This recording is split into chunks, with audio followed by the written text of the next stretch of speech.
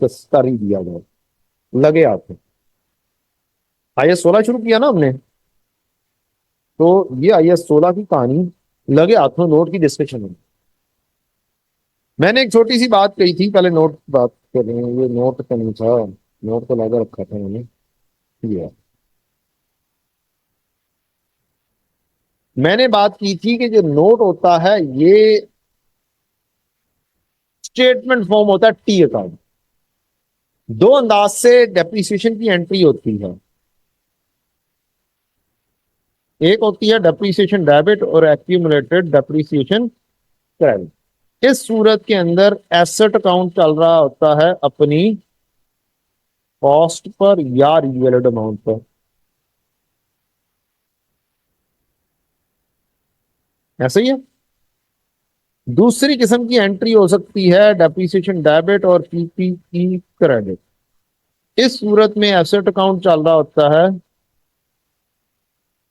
अपनी book value पर note भी फिर दो अंदाज से है। हमें दोनों अंदाज का नोट आना चाहिए है। नोट पहले वाला एसेट अकाउंट अपनी कॉस्ट पर, तो बेटा एक आएगा इसका अपनी कॉस्ट या रिवैल्यूड अमाउंट ओपनिंग। किसी भी ईयर एंड पर एसेट अकाउंट अपनी कॉस्ट पर होगा या रिवैल्यूड अमाउंट पर। ईयर एंड करंट ईयर का वैल्यू देखनी है ओपनिंग, तो पिछले साल का ईयर एंड देखनी है। पिछले साल के ईयर एंड पर ये कितने पर मौजूद था, ओपनिंग फाइंड हो जाएगा। Addition PPE debit, cash credit, bank credit, payable credit या एडवांस क्रेडिट, फिर ये ओपनिंग आ जाएगी। ये भी लास्ट ईयर एंड का क्लोजिंग, इस साल का ओपनिंग। एक डेप्रिसिएशन फॉर द ईयर आएगा, डेप्रिसिएशन डेबिट और एक्यूमुलेटेड डेप्रिसिएशन क्रेडिट। एक एंट्री आ सकती है impairment loss debit, accumulated impairment loss credit. तो यहां पर आप इसको इकट्ठा कर देंगे, accumulated depreciation and accumulated impairment loss. ये सिर्फ तब एंट्री आएगी जब आपका किसी साल में इंपेयरमेंट लॉस मौजूद है। बहुत कम चांसेस हैं कि जी 2 सालों पुरानी कहानी आपको दी जाए कि पहले भी इंपेयरमेंट लॉस हुआ हुआ था और अब रिवर्सल हो रही है तो ये काम करो वो करो। चांसेस स्टिल मौजूद है। रिवर्सल ऑफ इंपेयरमेंट लॉस भी हो सकती है। रिवर्सल ऑफ इंपेयरमेंट लॉस होगी तो भी मैं आऊंगा, इसी नोट पर आऊंगा इंशाल्लाह। आइए 36 के साथ डिस्कस कर दें। ठीक, वैसे रिवर्सल होती है तो क्या एंट्री होती है, करते जाते हैं। 36 भी पढ़ना है, पढ़ेगा तुझे, इसी तरह पढ़ने वाली पढ़ देते हैं। रिवर्सल की entry, accumulated impairment loss debit और रिवर्सल ऑफ लॉस क्रेडिट, ऐसे ही है। तो इसका मतलब है एक्यूमुलेटेड इंपेयरमेंट लॉस कम होगा, इसकी नेचर है क्रेडिट। जब एक्यूमुलेटेड इंपेयरमेंट लॉस डेबिट होगा तो इसका मतलब है इसने क्या होना है, काम होना है। रिवर्सल ऑफ लॉस याद एंट्री याद। ठीक, एक अंदाज ऐसे हो जाएगा। फिर जित जब एसेट रीवैल्यू होता है तो एक एंट्री पास होती है एक्यूमुलेटेड डेप्रिसिएशन डेबिट और एसेट अकाउंट क्रेडिट। जब ये वाली एंट्री होती है तो उसको हम ट्रांसफर बोलते हैं, एलिमिनेशन बोलते हैं, कैंसिलेशन बोलते हैं। ये यहां से भी लेस हो जाएगा और यहां से भी लेस हो जाएगा। अब एसेट अकाउंट अपनी बुक वैल्यू पर आ चुका होता है, या तो रिवैल्यूएशन अपवर्ड होगी या रिवैल्यूएशन डाउनवर्ड होगी। तो एग्जामिनर क्या कर रहा है, दो कॉलम बनाता है। हमारा एग्जामिनर कितने कॉलम बनाता है, दो रोज बनाता है, एक रिवैल्यूएशन वाला हिस्सा और एक प्रॉफिट एंड लॉस वाला हिस्सा। अगर हम दो कॉलम नहीं बनाते, दो रोज सॉरी नहीं बनाते, तो फिर क्या होगा, आपको जितना लॉस रिवर्स हुआ है उसका अलहदा से एक सब नोट देना।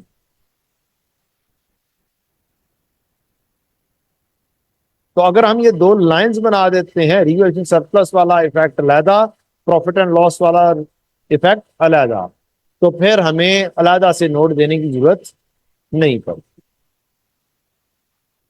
ठीक, कैसे होना है अभी डिस्कस हो जाएगा। डिस्पोजल हो जाएगा तो आउट हो जाएगा इधर से भी, और डिस्पोजल होगा तो आउट हो जाएगा इधर से भी। ये हो गया मेन नोट। इसके बाद दो तीन बातें लिखनी होती है, एक net carrying amount current year की, एक इससे लास्ट ईयर। ये लिखने की जरूरत नहीं है, हम इसको बोलेंगे, इसके क्लोजिंग को बोल देंगे ए, इसके क्लोजिंग को बोल देंगे बी, और ए माइनस बी कर देंगे तो नेट कैरिंग अमाउंट क्लोजिंग आ जाएगा। इसी तरह से इस ओपनिंग को बोल देंगे एक्स, इस ओपनिंग को बोल देंगे वाई, और इस लाइन में एक्स माइनस वाई लिख के बस खाली छोड़ दें। मार्क्स मिल चुके हैं, जस्ट आपने फार्मूला लिख दिया तो मार्क्स आपको अचीव हो चुके हैं। इसके बाद तीन चार बातें मुफ्त के मार्क्स। मेजरमेंट बेसिस बताओ, कॉस्ट मॉडल है, रिवर्शन मॉडल है। डेप्रिसिएशन का रेट बताओ या लाइव बताओ, और डेप्रिसिएशन का मेथड स्ट्रेट लाइन है, रिड्यूसिंग है, क्या चीज है। रीवैल्यूएशन की तीन बातें लिखनी होती हैं जब एसेट रीवैल्यूड होता है। एक उसका कि ये डेट कब किस तारीख पर रीवैल्यू हुआ था, किस बंदे ने रीवैल्यू किया था, और अगर हम कॉस्ट मॉडल फॉलो कर रहे होते तो किस कैरिंग वैल्यू पे होते। ये आप यहीं पर टेबुलर फॉर्म में भी लिख सकते हैं, और एक अलहदा से पूरा इंग्लिश लिखकर भी लिख सकते हैं। Last revaluation was perform by independent valuer on this. ठीक, ऐसे भी लिखा जा सकता है और टेबुलर फॉर्म में भी लिखा जा सकता है। स्टडी टेक्स्ट में अब टेबुलर फॉर्म में लिखना शुरू कर दिया, तो इट्स अप टू यू। असल में डिस्क्लोजर लिखना होता है, इंफॉर्मेशन कंप्लीट होनी चाहिए। ये लाजमी नहीं होता कि आप कौन सा मेथड फॉलो कर रहे हैं, टेबुलर फॉर्म या डिस्क्रिप्टिव फॉर्म। डिस्पोजल का नोट कोई भी नहीं लेना, आपके कोर्स का हिस्सा नहीं है। अगर आपने पढ़ा है, किसी बुक में देखा है, तो स्टडी टेक्स्ट में से तमाम किस्म के डिस्पोजल के नोट आउट कर दिए गए हुए हैं। पुराने जितने भी थे, पुराने पास पेपर आउट कर दिए गए। और मूवमेंट इन रीवैल्यूएशन सरप्लस पुराने पेपर्स के ओरिजिनल आंसर में मौजूद नहीं था। तमाम आंसर्स के अंदर मूवमेंट दे दी गई है, रीवैल्यूएशन सरप्लस। ये 2023 के बुक के अंदर ये चेंज आ गई। उससे पहले मूवमेंट ऑफ रीवैल्यूएशन सरप्लस का नोट अक्सर आंसर का हिस्सा नहीं होता।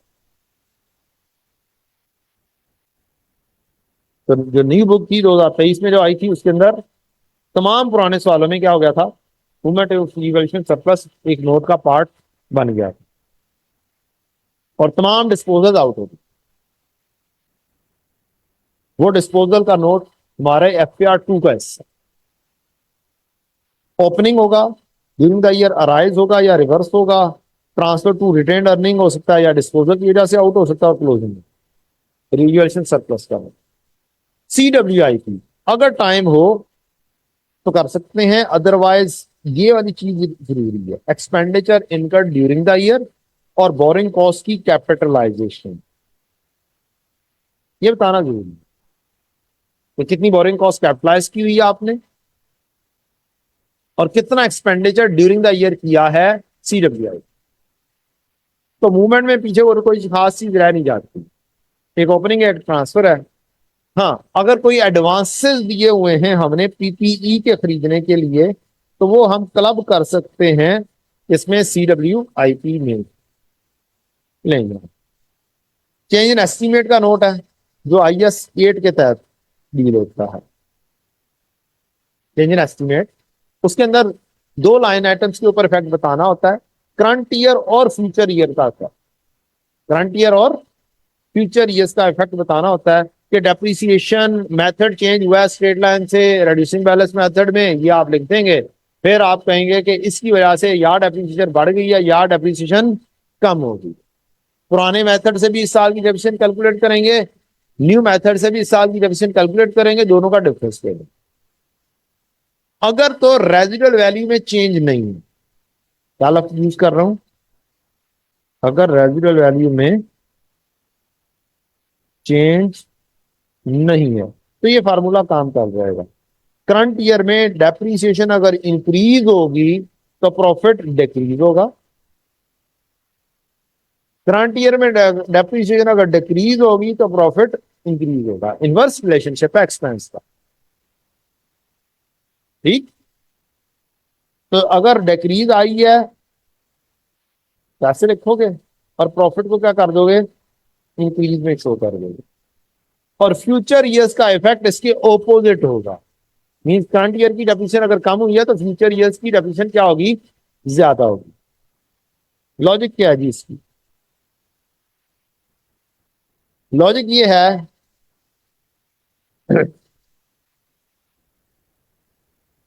अगर एक एसेट 4 साल उसकी लाइफ थी, 100 उसकी वैल्यू थी, हम हर साल 25-25 करके क्या कर रहे थे, डेप्रिसिएशन हमने करनी थी, तो ये 0 पे आ गया। अब अगर हम 1 साल के बाद हमने रेड्यूसिंग बैलेंस मेथड पे शिफ्टिंग कर दी, इस पर शिफ्टिंग कर दी, रेड्यूसिंग बैलेंस मेथड में शिफ्टिंग कर दी और इसकी डेप्रिसिएशन आई 20।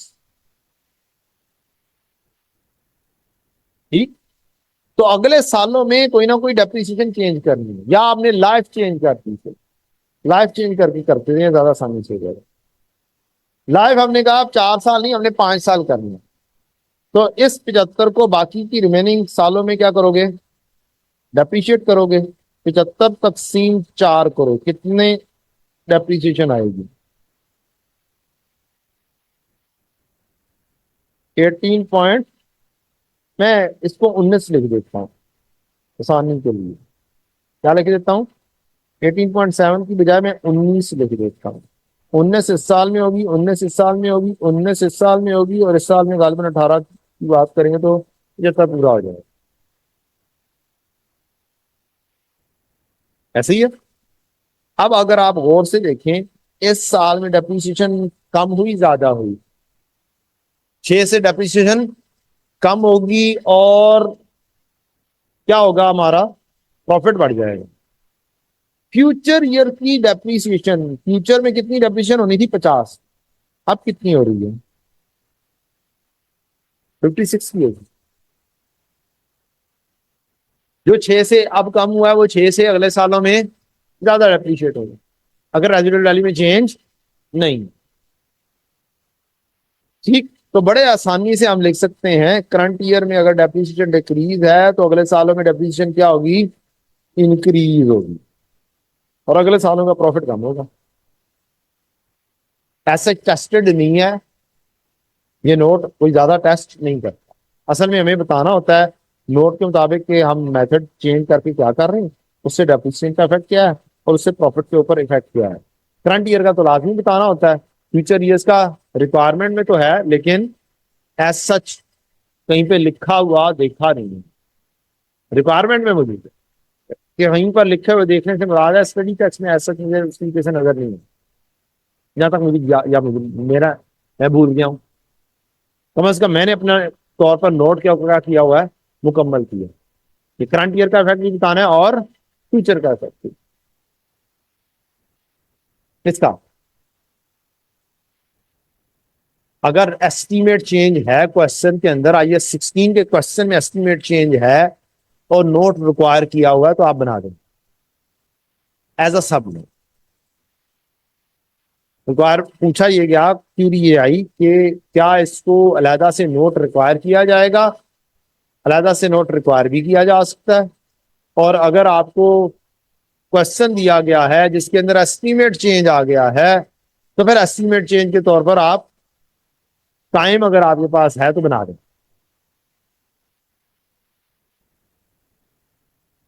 कुछ और सब नोट्स हैं जो आपने कहां से बनाने हैं, क्वेश्चन से देख के। मसलन कोई कमिटमेंट की हुई है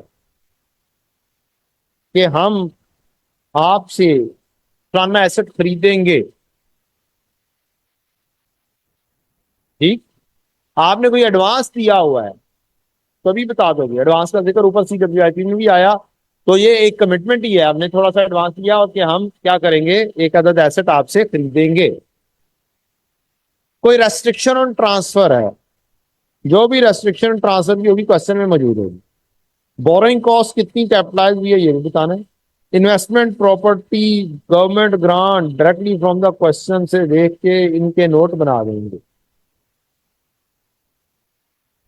ठीक, इस साल में इतनी ग्रांट आई और इतनी ट्रांसफर हो गई, इस तरह की बात कर रहे हैं। इन्वेस्टमेंट प्रॉपर्टी के नोट के अंदर दो तीन बातें हैं जो हमने देख ली हैं, तो वो क्वेश्चन में जो उसकी रिक्वायरमेंट है वो आ जाए। ये वाला नोट अक्सर बुक्स के अंदर शायद आप देखें, डिस्पोजल का नोट, ये क्या हो चुका हुआ है, मुनहदम हो गया वो। अगर डिस्पोजल आ भी जाती है, ये नोट बनाने की जरूरत नहीं। रीजन क्या है, ये कंपनीज एक्ट 2017 की रिक्वायरमेंट वाला नोट है, और कंपनीज एक्ट 2017 का ये नोट FAR 2 का इस बुक के अंदर से आउट कर दिया गया। ये हो गया पहला way out of making the note. दूसरा वे आउट, जब एसेट अकाउंट अपनी बुक वैल्यू पर चल रहा हो। एसेट अकाउंट अपनी बुक वैल्यू पे जब चल रहा है तो ओपनिंग बुक वैल्यू आएगी। वो कैसे कैलकुलेट होती है, कॉस्ट माइनस एक्यूमुलेट एक्शन करके। इसी तरह से क्लोजिंग भी कॉस्ट माइनस एक्यूमुलेट एक्शन करके होगी। एसेट डेबिट कैश क्रेडिट होगा, asset debit bank credit, asset debit payable credit, asset debit advance credit करके एडिशन हो जाएगी। डेप्रीसिएशन एक्सपेंस डेबिट और एसेट अकाउंट क्रेडिट होगा। डिस्पोजल होगी तो डिस्पोजल अपनी बुक वैल्यू पर आउट होगी, अलग अलग से दो अकाउंट नहीं चल रहे होंगे। इंपेयरमेंट लॉस होगा तो उसकी एंट्री भी होगी, इंपेयरमेंट लॉस डेबिट और एसेट अकाउंट क्रेडिट। कोई रिवर्सल ऑफ लॉस होगी तो भी क्या होगा, एसेट डेबिट और reversal of impairment credit. Revaluation upward होगी तो अब एक्यूमुलेटेड एक्शन है ही नहीं, एलिमिनेशन होगी नहीं, वो पहले से ही अपनी कैरिंग अमाउंट पर मौजूद होगा। जब वो पहले से ही कैरिंग अमाउंट पर मौजूद होगा तो रीवैल्यूएशन अपवर्ड होगी तो पीपी डेबिट होगा, सरप्लस क्रेडिट हो जाएगा या प्रॉफिट एंड लॉस क्रेडिट हो जाएगा। और अगर डाउनवर्ड होगी तो पीपी क्रेडिट हो जाएगा और यूएसपी सरप्लस डेबिट होगा या प्रॉफिट एंड लॉस डेबिट होगा। फिर दूसरी एंट्री क्या लेंगे, पहले वाली एंट्री ट्रांसफर वाली नहीं होगी।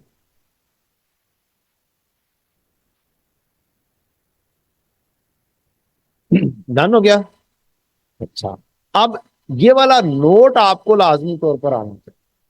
पता नहीं क्यों मेरा एक, जैसे कहते हैं ना, जेन में छठी हिस्स कहती है कि ये वाला नोट कभी कभी बना हुआ मिलेगा हमें। क्या होगा, बना बनाया मिलेगा और हमें इसका रिवाइज नोट बनाना होगा विद करेक्शन ऑफ एरर। ये मुझे कुछ थोड़ा सा एक फीलिंग्स किया, पता नहीं अभी तक तो नहीं आया, उम्मीद है अभी एक या दो टाइम्स में लाजमी आ जाए। क्योंकि मेरा ख्याल है कि सुनने वाले ये सुन बात सुन लेंगे और फिर उन्होंने ये क्या करना है, क्वेश्चन बना दे। क्या नहीं, मैंने अपनी क्लासेस में की हुई है ये वाली बात थोड़ी बहुत, पहले से नहीं मुश्किल है पहुंची, लेकिन अब जरूर पहुंच जाएगी। तो आपको टेस्ट होना हो, आपसे आगे वाले आने वालों को टेस्ट शायद हो जाएगा। एक आइडिया होता है ना, एग्जामिनर को एक आइडिया आ जाएगा। और मैं तो अपनी रेस्पॉन्सिबिलिटी के तहत ही बता कि जनाब दोनों नोट्स मौजूद हैं। अगर नोट बना बनाया आपको दे दिया और इसका पता ना हुआ आपको कि इस नोट को बनाना कैसे है, तो आप वहीं पर क्या होंगे, पैनिक हो जाएंगे और आपको पता भी नहीं चले। असल चीज ये है, ये तो दूसरी तो चीज अजराह मजाक थी। अच्छा जी, एंटी डिस्कस करती। अब ये वाला नोट बनाया जाता है कि gross carrying amount at beginning of the period less accumulated depreciation net carrying amount at beginning of the year. Means आपने ये वाला काम करना है, अलग अलग से बयान करना। उसके बाद एंट्री आएगी एडिशन की, PP debit cash credit bank credit. अगर डिस्पोजल होगी तो अपनी किस पे वैल्यू पर, कैरिंग वैल्यू पर होगी। Depreciation debit asset credit, depreciation की वजह से वैल्यू लेस होगी। अब एसेट अकाउंट अपनी नेचर डेबिट पर, अब एंट्री के हिसाब से सोचना है, depreciation debit asset credit, asset credit less होगा। इंपेयरमेंट की वजह से भी वैल्यू लेस होगी, रिवर्सल ऑफ इंपेयरमेंट की वजह से वैल्यू अप होगी, रिवैल्यूएशन अपवर्ड की वजह से वैल्यू अप होगी, रिवैल्यूएशन डाउनवर्ड की वजह से वैल्यू डाउन होगी, और नेट कैरिंग अमाउंट आ जाएगी। और फिर इस नेट कैरिंग अमाउंट को वंस अगेन दो हिस्सों में तोड़कर लिखा जाता है, gross carrying amount end of the period less accumulated dep, net carrying amount end of the period. अब अगर एक जूनियर अकाउंटेंट हो, आप लोगों के लिए हिंट, एक जूनियर अकाउंटेंट है, उसने ये नोट बनाया है, ये नोट बना के उसने परखच्चे उड़ा दिए, उन्होंने दोनों नोट्स को क्या कर दिया, मिक्स कर दिया। डेप्रीसिएशन लेस होनी चाहिए थी, उसने ऐड कर दी। इंपेयरमेंट लॉस लेस होना चाहिए था, उसके दिमाग में ये वाला नोट चल रहा है, इसमें अलग बना रहे हैं ना, उसमें तो इकट्ठा करते हैं, डेप्रीसिएशन ऐड करते हैं, क्योंकि नेचर क्रेडिट है। क्रेडिट में क्रेडिट एक्यूमुलेटेड डेप्ट होता है तो वो क्या हो जाता है, ऐड हो जाता है। ट्रीटमेंट दोनों के क्या है, डिफरेंट है। और एक जूनियर अकाउंटेंट आए और उसके जेन में ये चल रहा है, फॉर्मेट उसको वो मिल गया, उसने क्या किए, परखच्चे उड़ा दिए, और आपको कहा गया कि जनाब क्या कर दो, रिवाइज नोट बना दो। डिस्पोजल कैरिंग अमाउंट पे आनी थी, उसने यहां पर कॉस्ट लिख दी से, साथ अदर इंफॉर्मेशन में चीजें आपको पास अवेलेबल हो, और आपको कहा जाए कि क्या करो, एक अदर रिवाइज नोट बना दो, और फॉर्मेट भी यही रखना। जी बताओ, नहीं, दिल कर रहा है इस दफा बनाना, दिल कर रहा है इस दफा मॉक के अंदर, अपना मॉक जो बनाऊं उसके अंदर इस तरह का सवाल बनाकर ऐड कर ही दूं, अभी एक या दो टाइम से मस्त आ जाएगा।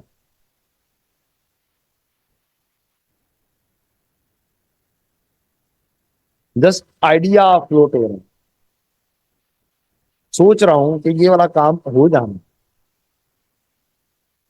ठीक, अगर मैंने बना दिया तो इंशाल्लाह ड्राइव में रख, ठीक है।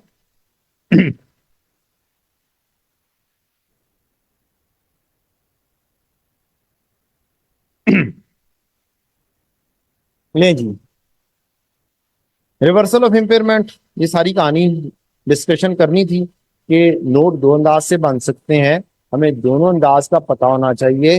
है कुछ नहीं, it's only a replica of the T account, nothing else. वो भी रेप्लिका ऑफ टी अकाउंट है, ये भी रेप्लिका ऑफ टी अकाउंट है, ये एसेट अकाउंट अपनी बुक वैल्यू पे बन रहा है। बस इंफॉर्मेशन को, ग्रॉस कैरिंग अमाउंट और एक्यूमुलेटेड एक्शन को ओपनिंग में अलहदा करके बताना जरूर होता है, यहां पर भी बताना जरूर होता है। ठीक है जी, तो ये हमारी डिस्कशन हो गई। अब हम वापस आ जाते हैं, क्योंकि हम क्या पढ़ रहे थे, नोट पढ़ रहे थे। अब नोट को क्या करते हैं, मुकम्मल करते हैं। IAS 16 के नोट की भी रिवीजन हो गई। अब हमने ये वाला नोट बनाना है, तो हमारा IAS 16 किसी हद तक with respect to note coverage हो जाएगी।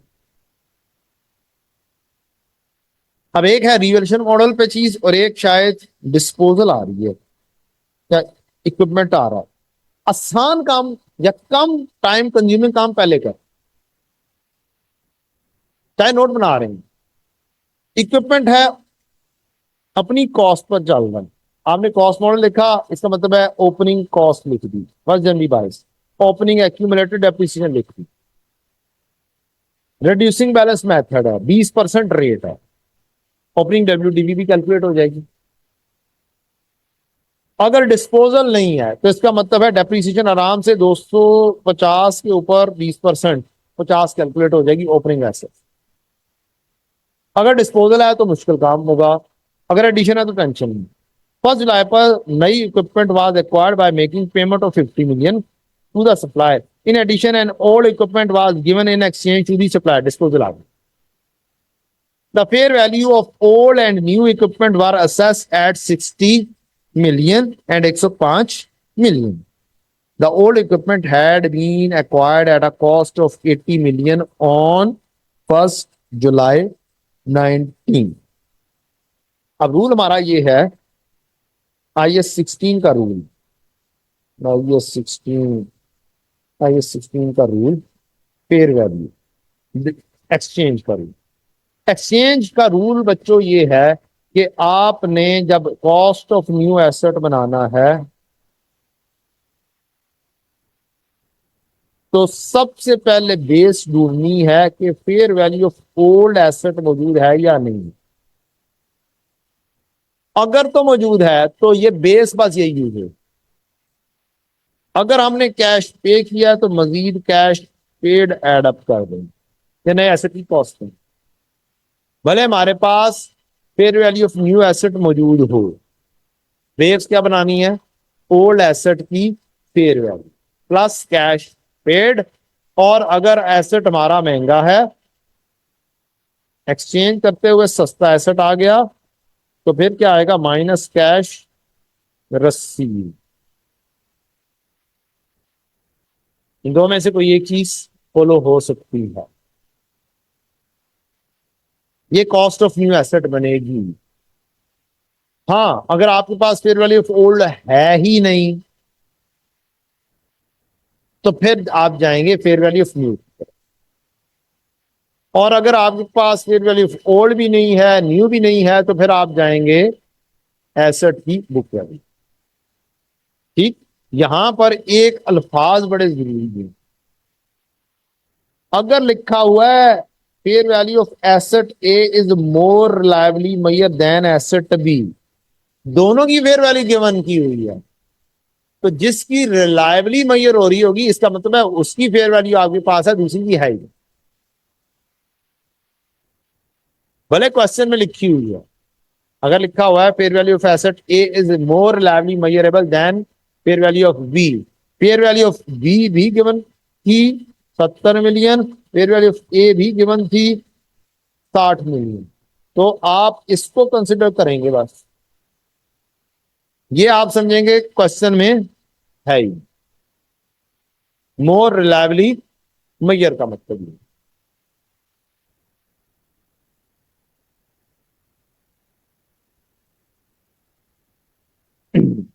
अब आप आ गए किस पर, आपने कहा यार एक एक्सचेंज की ट्रांजैक्शन है, छोटी सी ट्रांजैक्शन है, इसको डील करके साइड पे करते हैं, ओपनिंग लिखे गई। एक्सचेंज की ट्रांजैक्शन में आपने कहा नए एंट्री बना लो, ईपीई न्यू डेबिट हो गई, डन। कितने के साथ, हमारे पास फेयर वैल्यू ओल्ड अवेलेबल थी कितनी, 60 मिलियन, और कैश पेड कितना था, 50। इसका मतलब है 60 जमा 50 इक्वल टू 110 से न्यू डेबिट है। 105 उसकी फेयर वैल्यू दी हुई है, लेकिन हमें 110 में पड़ा। पीपीई ओल्ड खरीदा था 80 में, इसकी एक्यूमुलेटेड डेप्रिसिएशन हम फाइंड कर देंगे कितनी है, और यहां से बैलेंसिंग गेन या लॉस आ गया। पीपीई के नोट के लिए हमें बैलेंसिंग गेन लॉस मालूम करने की जरूरत नहीं है। इसका मतलब मैं अपना आधा नोट यहां से तरतीब दे सकता, बस ये एंट्री इस हद तक लिखनी आएंगी। नोट के अंदर गए, आपने इक्विपमेंट का इसका फॉर्मेट बनाया, ओपनिंग लिखा 360, ओपनिंग लिखा 110। अब आपका एसेट न्यू क्या हो रहा है, डेबिट एडिशन आ गई, asset new debit. Asset old की कॉस्ट 80 की क्या कर दी, क्रेडिट कर दी, कहानी क्लोज। अब आपको एक्यूमुलेटेड डेप्रिसिएशन फाइंड करनी है ऐसे एसेट। 80 वाला एसेट जब ये डिस्पोज ऑफ होगा तो रिड्यूसिंग बैलेंस मेथड में तो WDV डायरेक्टली फाइंड होती है। कॉस्ट उसकी थी 80, 1 माइनस रेट 20% था, और ये खरीदा कब था हमने,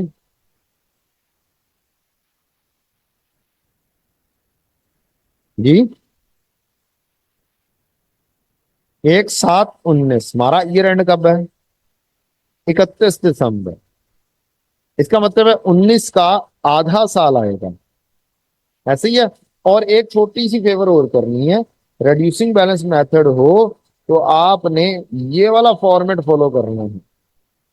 ये यहाँ पर मैंने नोट वाले इसके अंदर रखा था, मीन्स आपने ये वाला फॉर्मेट फॉलो करना है। WDV ओपनिंग फाइंड करनी है, डेप्रीसिएशन करंट ईयर की फाइंड करनी है, और WDV डिस्पोजल के वक्त की फाइंड करनी है। 2 दिन से मैं इसके ऊपर आपको लाना चाह रहा हूं, क्योंकि करंट ईयर की डेप्रीसिएशन भी तो मालूम करनी है ना। तो इसकी डायरेक्टली जंप इन नहीं करेंगे आखिरी वैल्यू पे, हम ये वर्किंग बनाएंगे। 80 1 - 0.2 इंटू 6/12 19 आ जाएगा। 1 - 0.2 20 आ जाएगा। 1 - 0.2 21 आ जाएगा। इतनी सी कहानी करनी थी, शायद 22 भी आ जाएगा। मैं साल देखता हूँ जाके, जुबानी याद नहीं रहा ना। ईयर एंड है हमारा 31 दिसंबर 22 का काम करना, 21 तक जा रहे हैं। तो आप वर्किंग बनाएंगे, फिर गई। यस, 31 दिसंबर 21 तक वर्किंग बनाएंगे। 80 इंटू 1 - 0.2 इंटू 6/12 इंटू 20 और 21। 31 दिसंबर 21 पर यकम जनवरी 22, ये 46.1 आ जाए। इस 46.1 के ऊपर 6 महीने की मजीद डेप्रिसिएशन चार्ज करेंगे। Opening WDV into rate into month, ये डेप्रिसिएशन ऑफ डिस्पोजल हो जाएगी। और WDV मेरे पास आ जाएगी 41.5, and I need accumulated depreciation. 80 में से 41.5 माइनस करूंगा तो मेरे पास एक्यूमुलेटेड डेप्रिसिएशन आउट की 38.5 आ, ये 38.5 लाऊंगा और डिस्पोजल के अंदर आउट कर दूंगा 38.5, और अपने सवाल को कहूंगा कि डेप्रिसिएशन ऑन डिस्पोजल है, डेप्रिसिएशन ऑफ एडिशन है, बाकी सारे काम जरा सा लेंथी है।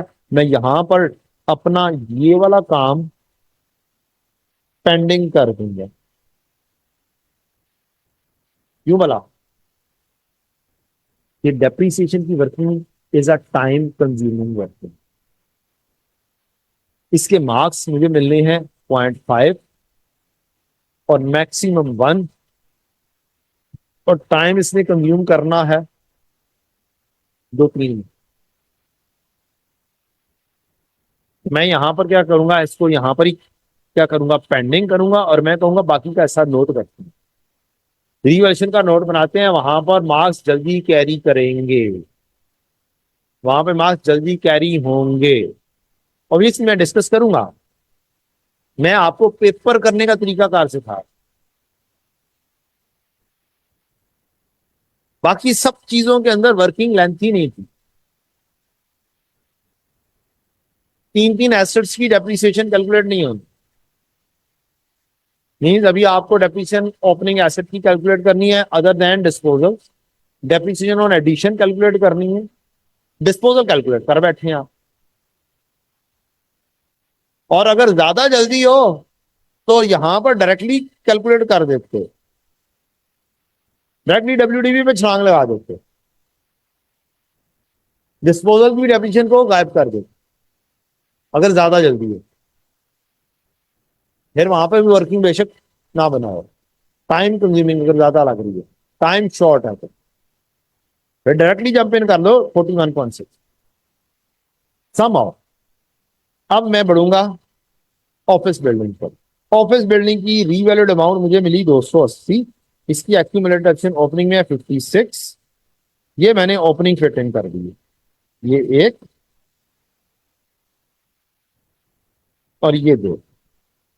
अब मैं क्वेश्चन को गौर से पढ़ूंगा, एडजस्टमेंट को गौर से पढ़ूंगा और बनाऊंगा कि 1 जनवरी 22 पर revaluation surplus related to office building 32 था। हम ओपनिंग पे ही बैठे हैं, कहां पे बैठे हुए हैं, ओपनिंग पर। हाउएवर ऑन 31 दिसंबर 22 ये वैल्यू डाउनवर्ड जा रही है। लाइफ थी मेरी 10 साल जब ये पुरानी रिवैल्यूएशन हुई थी, यहां से मुझे ढूंढना है ये पुरानी इवैल्यूएशन हुए हुए कितना अरसा हो गया हुआ है, कैसे पता चलेगा?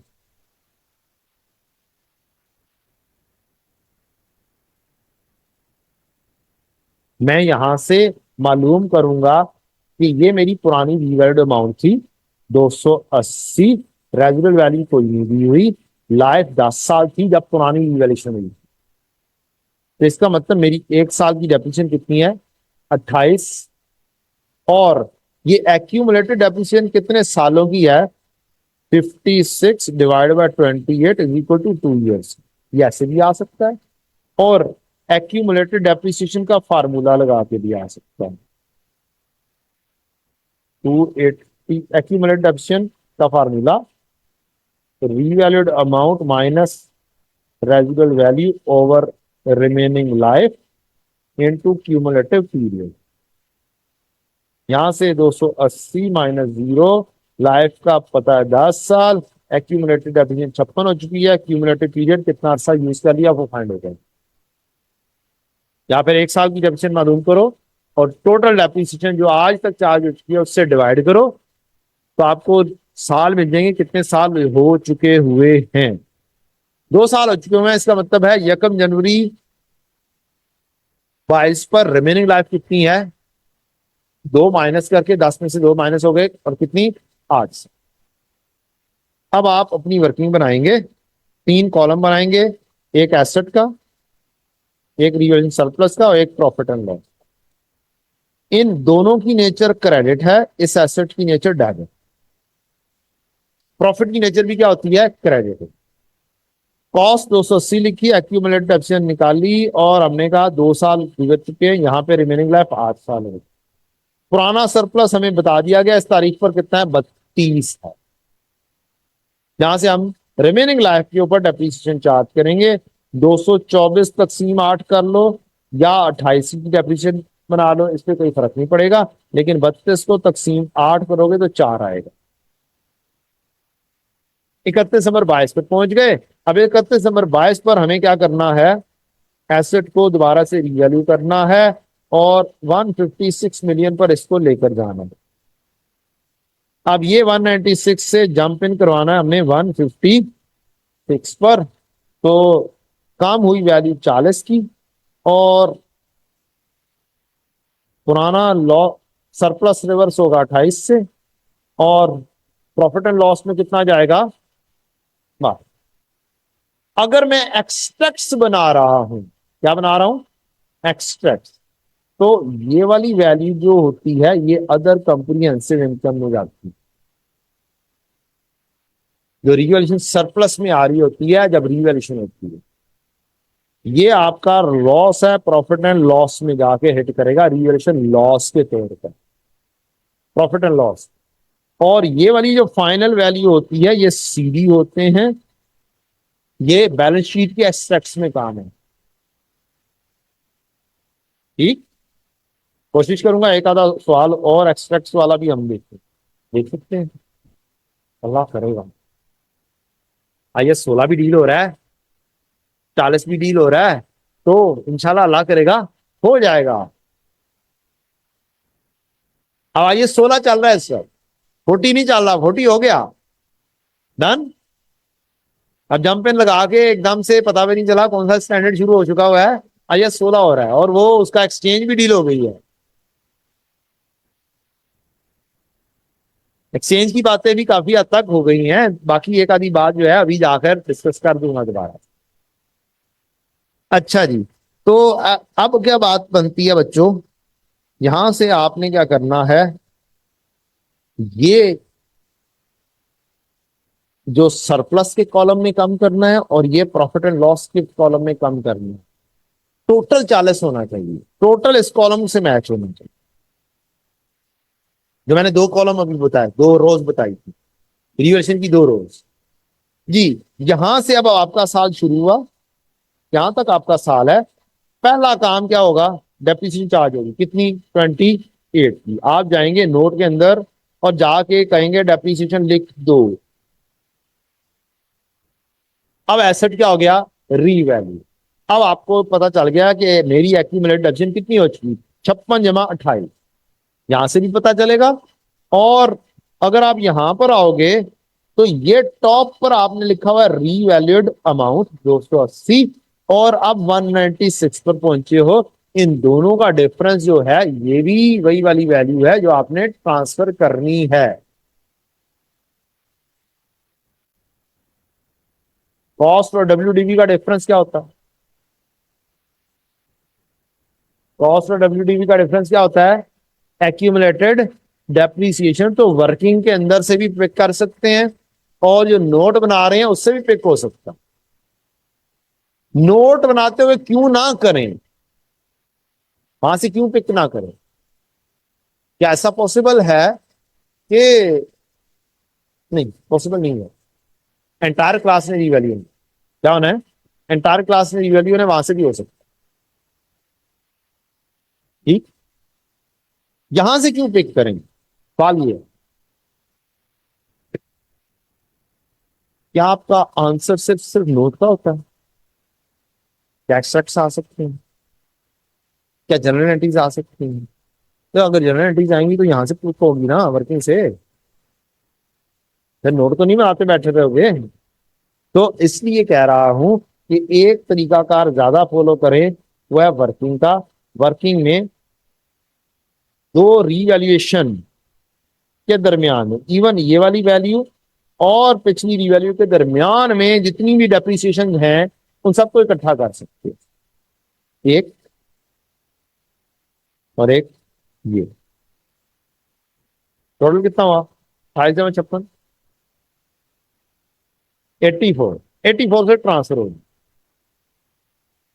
Entry accumulated depreciation debit less कर देंगे, और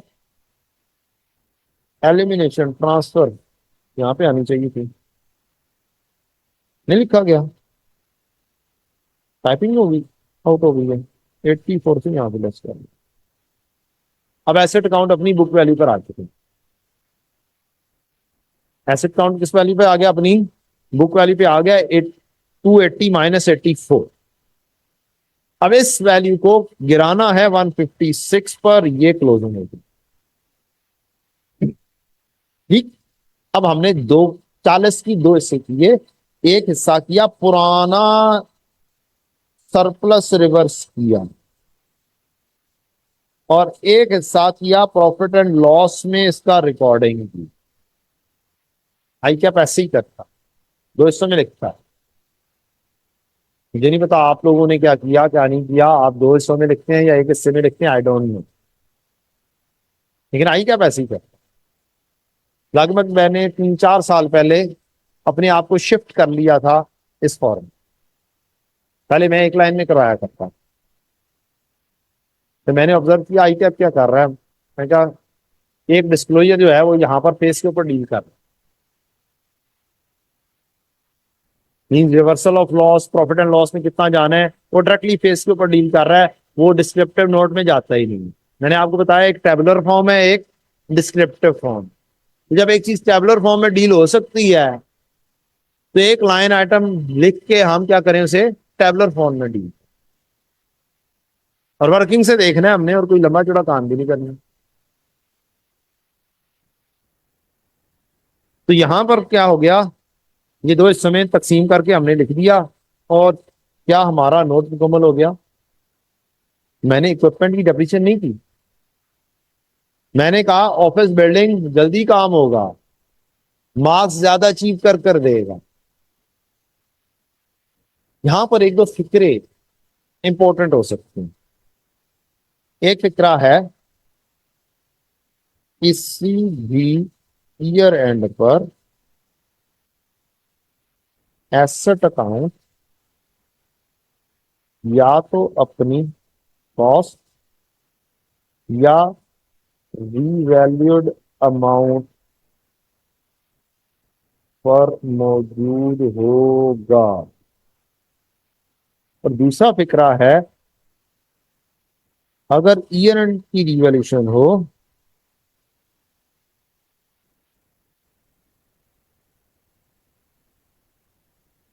तो एक्यूमुलेटेड डेप्रिसिएशन नील हो जाती है। जब आप एलिमिनेट करते हैं एंटायर एक्यूमुलेटेड डेप्रिसिएशन को ईयर एंड पर ट्रांसफर करते हैं तो एक्यूमुलेटेड डेप्रिसिएशन का क्लोजिंग क्या हो जाता है? नील हो जाता। जुबानी लिख सकते हो ईयर एंड की रिवैल्यूएशन देख के, क्लोजिंग नील आना ही आना। ठीक, क्वेश्चन से देख के लिख सकते हो कि मेरा क्लोजिंग क्या होगा, 156 मिलियन होगा, यूनिट पे रीवैल्यू हो रहा है। यहां पर चुप करके लिखा जा सकता है, दरमियान में फिलिंग बाद में होती रहेगी। ले जी, ये कहानी होगी। नेट कैरिंग अमाउंट आएगी, नेट कैरिंग अमाउंट ओपनिंग आएगी। अब भी मैंने डेप्रिसिएशन कैलकुलेट नहीं की, क्यों भला? सब नोट्स के मार्क्स ज्यादा जल्दी अचीव होने हैं, डेप्रिसिएशन के मार्क्स जल्दी अचीव नहीं। मैं लिखूंगा measurement base revaluation model cost model, मैं लाइफ लिखूंगा 10 साल 20%, मैं डेप्रिसिएशन का रेट लिखूंगा। Last revaluation was performed by independent valuer on this, ऐसे लिख दूं तो भी ठीक है, टैबुलर फॉर्म में लिख दूं तो भी ठीक। अगली कहानी, कैरिंग अमाउंट कॉस्ट मॉडल, ये कैसे कैलकुलेट होगी? मुझे कॉस्ट ना भी दी हो तो भी कैलकुलेट होगी, दी हो तो भी उसी अंदाज से कैलकुलेट नहीं करनी कि आप कॉस्ट से उसकी एक्यूमुलेटेड डेप्रिसिएशन फाइंड करते बैठे हो। Reason, could there be a change in estimate also, हो सकता है, जो मर्जी हो जाए। अगर आप इस फॉर्मेट में वर्किंग बना रहे हैं, क्या बना रहे हैं? इस फॉर्मेट में वर्किंग बना रहे हैं तो आपको मालूम करने की जरूरत नहीं है, कुछ करना नहीं है। आपने क्या करना है, ये जो आखिरी वैल्यू आ रही है ईयर एंड पर, इस 156 में अगर यहां पे सरप्लस आ रहा है तो उस सरप्लस को माइनस कर दो, और अगर लॉस आ रहा है तो उस लॉस को ऐड कर दो, वैल्यूज को, एब्सोल्यूट वैल्यूज की बात कर रहा हूं। क्या बात कर रहा हूं मैं? 156 में से रिवैल्यू सरप्लस की वैल्यू क्या कर दो, लेस कर दो, या फिर प्रॉफिट एंड लॉस की वैल्यू क्या कर दो, ऐड कर दो। ये कैरिंग अमाउंट कॉस्ट मॉडल है। ये क्या होगा? Carrying amount cost model. घर में बैठ के ढेर सारे सवाल आपके पास मौजूद होंगे, जिस भी मेथड से आप करते हैं उस मेथड से कीजिएगा, फिर ये वाले मेथड को फॉलो कीजिएगा, आंसर दोनों में सेम है। अभी करके ले देख लें बेशक आप, पता नहीं कॉस्ट तो दी नहीं हुई क्वेश्चन में, मैं कितों कर लाऊंगा। जनाब इज्जत माफ, इस क्वेश्चन में कॉस्ट है ही नहीं, इसमें तो पिछली रिवैल्यूड अमाउंट है। इस सवाल में तो दूसरे अंदाज से हो ही नहीं सकता, इस अंदाज में तो कॉस्ट मौजूद ही नहीं है। क्या नहीं मौजूद है? इस सवाल में तो कॉस्ट है ही नहीं, इस सवाल में तो पिछली रिवैल्यूड अमाउंट है 280। कॉस्ट पे तो पहुंच ही नहीं सकते हो, जितना मर्जी ऊपर नीचे हो जाओ कॉस्ट पे पहुंच ही नहीं सकते। यही वाला मेथड फॉलो करना, और कोई मेथड है ही नहीं। वो तो मेथड तब फॉलो कर सकते हैं ना जब आपको कॉस्ट गिवन हो, कॉस्ट तो है ही नहीं, ये तो रिवैल्यूड अमाउंट है। ये रिवैल्यूएशन के बाद की डेप्रिसिएशन, ये रिवैल्यूएशन के वक्त की रिमेनिंग लाइफ है, नहीं उससे पिछली कहानी तो वैसे ही खा गया हुआ है। तो आपने क्या करना है, इन दोनों को लेना है, इस फार्मूले को फॉलो कर लें और अप्लाई कर दीजिएगा, और घर में बैठ के किसी दूसरे सवालों के ऊपर इसे क्या कर लें, कैलकुलेशन में ले आइए। उधर क्या नोट, ऊपर कहीं पे कैरिंग अमाउंट 156 प्लस 12, बस आई क्या भी ऐसे ही करता है, इतनी सी वैल्यू लिखता है। उसका फॉर्मूला मैंने आपको बता दिया क्या है, WDV revalued amount minus revaluation surplus plus profit and loss. Absolute value, कौन सी value? Absolute value means bracket को नहीं देखना, ब्रैकेट के उल्ट होना है। क्या होना है, उलट होना है। माइनस वाली चीज प्लस होनी है, प्लस वाली चीज माइनस होनी है। रीजन क्या है, लॉजिक क्या है, ये पूछना चाहिए था। रीजन ये है बच्चों, क्या हमारा सरप्लस की वजह से वैल्यू बढ़ी हुई है, किस हद तक बढ़ी हुई है, जितना सरप्लस है। क्या हमारा प्रॉफिट एंड लॉस में जो वैल्यू है, वैल्यू डाउन हुई है, किस हद तक है, जितना लॉस पड़ा हुआ है उस हद तक डाउन हुई है। उस चीज को रिवर्स कर दोगे तो ये उसी अंदाज में पहुंच जाएगा जिस अंदाज में अगर कॉस्ट मॉडल पे चल रहा होता तो होता।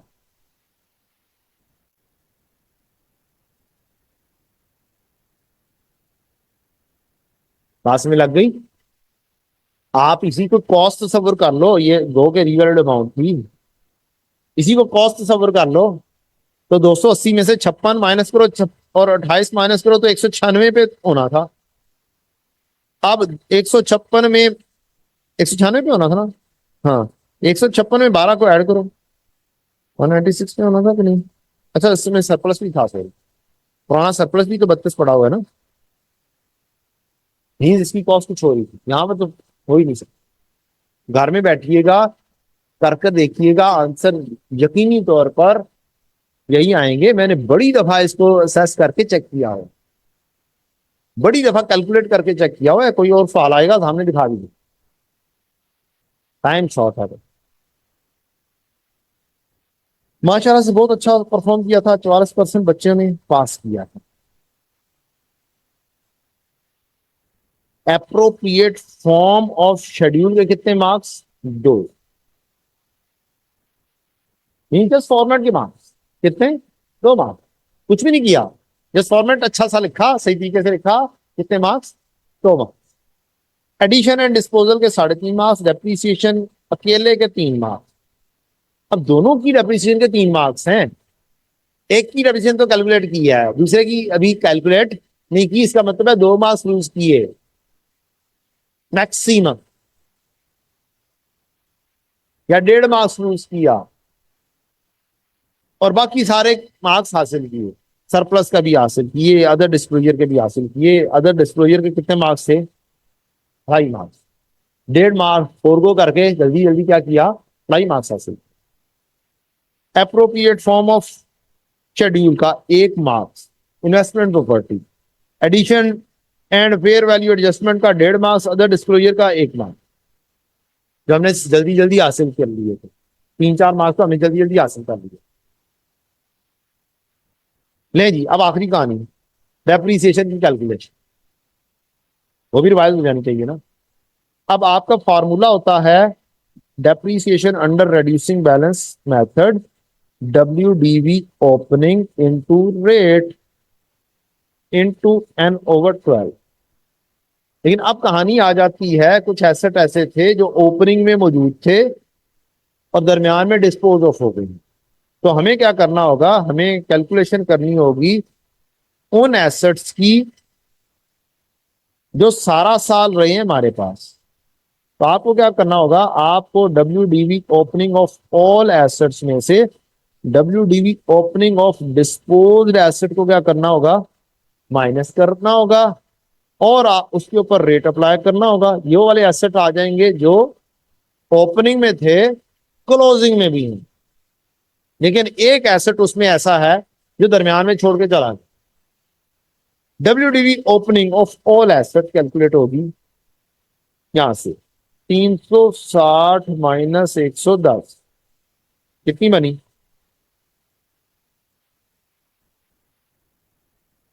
360 माइनस 110 कितनी बन गई, 250।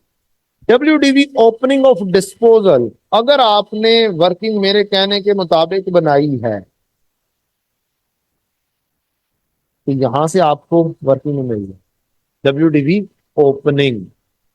इसलिए मैंने कहा 3 रोज के अंदर बनाओ, WDV ओपनिंग बनाओ, डेप्रिसिएशन कैलकुलेट करो और WDV डिस्पोजल करो, वहां से एक्यूमुलेट एक्शन करो।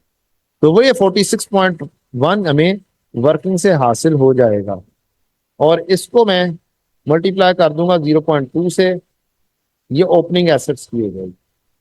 अच्छा, यहां पर आपको ये लिखने की जरूरत नहीं है कि डेप्रिसिएशन ऑन ओपनिंग एसेट ये है, डेप्रिसिएशन ऑन एडिशन ये है, डेप्रिसिएशन ऑन डिस्पोजल ये। इस पर भी टाइम वेस्ट नहीं कर, जस्ट वर्किंग करनी है। ठीक, ये वर्किंग हो जाएगी। फिर डिस्पोजल की तो पहले से आपने वर्किंग की हुई है, उसकी डेप्रिसिएशन की 4.6। ये डिस्पोजल की वर्किंग एज इट इज यहां पर लिख देंगे 4.6। यहां पर लिखोगे जे, और यहां पर भी लिखोगे कि मैं जे से कैलकुलेट करके लेकर आया, क्रॉस रेफर कर दोगे बस, और लिखने की कुछ भी जरूरत नहीं। ठीक है, कोई भी एबीसी का कोई वर्ड लिख दो, एग्जामिनर को बताना है कि मैं कहां से लेकर आया हूं। खुदा ना खास्ता अगर गलत भी होगी ना, तो आपको यहां पर वहां से लाकर लिखने के मार्क्स मिल जाएंगे। तीसरी चीज डेप्रिसिएशन और एडिशन। एडिशन हुई थी 110 की, और किस तारीख पर हुई थी ये देखनी।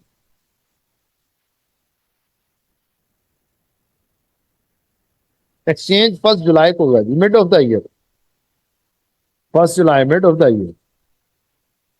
इसका मतलब 110 मल्टीप्लाई बाय 0.2 इंटू 6/12, ये एडिशन हो जाएगी 11। और ऊपर वाले की 40.78 टोटल हो जाएगा 56.4। ठीक, ये कैलकुलेट करेंगे और बोलेंगे ये पी है 56.4, और यहाँ पे लेकर जाएंगे 56.4, और यहाँ पर पी लिख देंगे कहानी पर, कुछ भी लिखते हैं एबीसी का कोई भी वर्ड लिख, working 1, working 2, working 3, I don't like. जहां से वैल्यू पिक करके लेकर आने हैं बस उसका क्रॉस रेफर कर दो, यहाँ तो ऐसे वैल्यू आ रही है।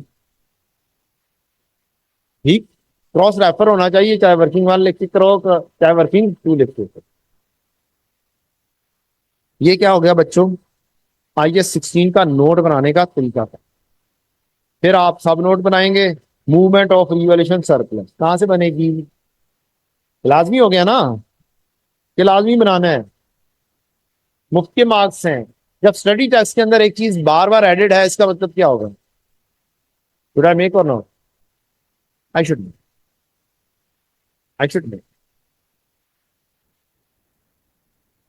क्या हमने वर्किंग बनाई हुई है, क्या मुझे पास ओपनिंग आ रहा है 32, क्या मेरे पास इसकी इंक्रीमेंटल डेप्रिसिएशन 4 की आ रही है, क्या मेरे पास 28 का लॉस आ गया, राइट डाउन हो गया, और ये 0 पे चला गया।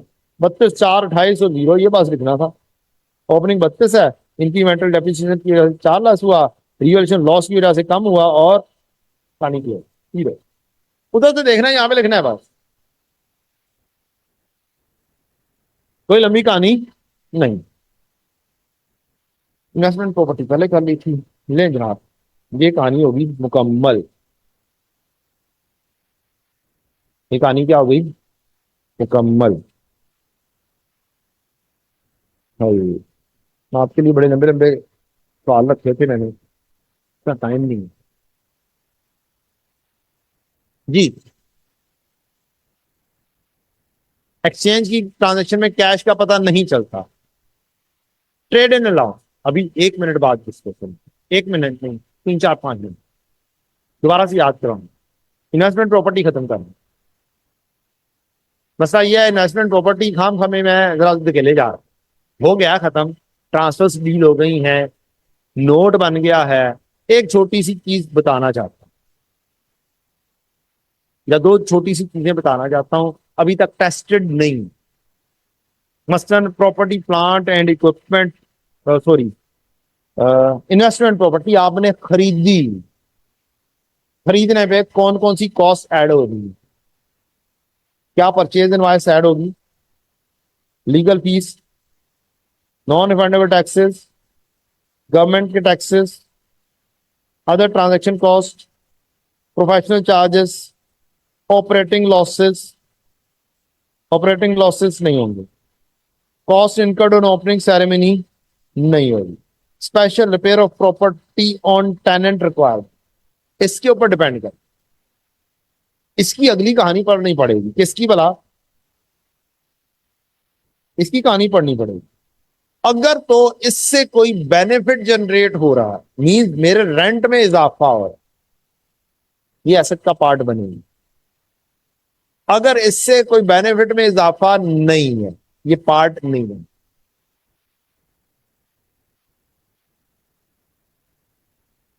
तब ये हम एसेट को पार्ट बनाते हैं, कॉस्ट लायबिलिटी मेजर हो, future economic benefit will flow to the entity. तो वो वाले खर्चे जिनसे बेनिफिट मिलना है वो पार्ट है। अब ये स्पेशल टेनेंट की रिक्वायरमेंट का खर्चा है। अगर मैंने खर्चा किया, मेरा 2000 रेंट पड़ रहा है, एसेट की कॉस्ट का पार्ट बना दू। मेरा रेंट नहीं बढ़ रहा, सेम रह रहा है, तो ये रिपेयर खर्चा होगा, प्रॉफिट एंड लॉस में करेंगे। ठीक है जी। Fair value of this property year end पर ये due to special repair no additional rent would be charge. अब ये एसेट की कॉस्ट का पार्ट नहीं बने। Got the point. अब बाकी ये वाला सवाल देख लीजिएगा, बड़ा लंबा चौड़ा सवाल है। इस सवाल के अंदर ईच एंड एवरीथिंग है, हर किस्म की ट्रांसफर है। ठीक है, हर किस्म की ट्रांसफर इस एक सवाल के अंदर। और उससे नीचे एक सवाल और रखा हुआ मैंने, और उसकी एंट्रीज भी लिख दी हैं। यही वाला सवाल है, लेकिन इसके अंदर एक हीर वाली प्रॉपर्टी है। Fair value of the rented out to tenant has never been determined and this building was completed on 1st January 2018 at a cost of this। कभी भी फेयर वैल्यू डिटरमिन नहीं हुई थी, तो इसको हमने किस पर रखना है? अपनी कॉस्ट पर, मजबूरी में, नेवर बिन डिटरमिन। और उसका रूल ये है कि लाइफ 10 साल दी हुई है, रेजिडुअल वैल्यू 2 मिलियन दी हुई है, लेकिन हमने रेजिडुअल वैल्यू इक्वल टू नील रख के डेप्रिसिएशन कैलकुलेट करनी है। नोट में बताना, बता दे, बिल्कुल बताएं। Both estimates have remained unchanged, estimate change नहीं। अब एक ऐसी प्रॉपर्टी जिसकी फेयर वैल्यू कभी मेजर ही नहीं हुई, तो हम मजबूरन किस पे रख रहे हैं? अपनी कॉस्ट पर रख लें। तो इसका नोट ही अलग से बना दो, IAS 16 वाला नोट। सबके साथ मर्ज ही ना करो। पहले मैंने सबके साथ मर्ज किया हुआ था, मैंने फील किया है कि बच्चे थोड़ा सा कंफ्यूज हो जाते हैं, तो मैंने दो हिस्सों में तकसीम करके अब ले आए। ये नोट हो गया सिर्फ सिर्फ इन्वेस्टमेंट प्रॉपर्टी का। ठीक, एक मैंने यहाँ पे प्रॉपर्टी दी लिखी हुई थी मैंने, अब मुझे नोट लेंथी करना पड़ा, मींस कॉस्ट मॉडल पूरा रखना पड़ा था, तो मैंने उसको अलहदा करके लिख दिया है। और अब आप ये वाला नोट अलहदा करें। 5000 की प्रॉपर्टी थी, इसकी opening depreciation 5000 -0 divided by life करके मल्टीप्लाई बाय 3 साल होंगे वाले, 1500 पे आएंगे, और 1 साल की डेप्रीसिएशन 500 करेंगे, और क्लोजिंग के ऊपर आएंगे। इस हिस्से के नोट को वैसे ही लाता सकना, कैरिंग क्या नाम है, इन्वेस्टमेंट प्रॉपर्टी कॉस्ट मॉडल पर ड्यू टू मजबूरी। ठीक, रेजिडुअल वैल्यू क्या रखनी है? 0। बस ये छोटी सी कहानी थी जो डिस्कस करनी थी। बाकी आप जिम्मेदार बंदे